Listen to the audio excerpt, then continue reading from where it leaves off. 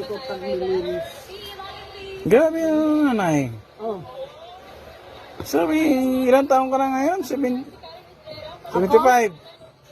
Noon, Noon ah. noon, kasi nung nag-aalak pa ako ng grade 1 pa, nanay, huwag ka na mag-ano. Masakit na mata mo, sabi niya ganyan. Naka-isang taong ka, ano ka ng 70, na. Tumigil ka na, masama ang mata mo, pati ulo mo, masakit na yan. Pinatigil na ako ng nanay ko talaga. Hanggang sa ngayon, masama pa rin mata ko. Oh, ayan ang nanay ko. Pag nilinis ayun, paglalawa, araw-araw, bagat hapon, ako pa rin. Oh? Isipin mo, lahat yung mga demonyok, mga anak niyan, ako pa rin. Oy, Ako pa rin. wag niya po yung mga demonyo. Ako lahat ang paghihirap, ako Wag pa na rin po ang yun. masama. Isipin mo, Neng.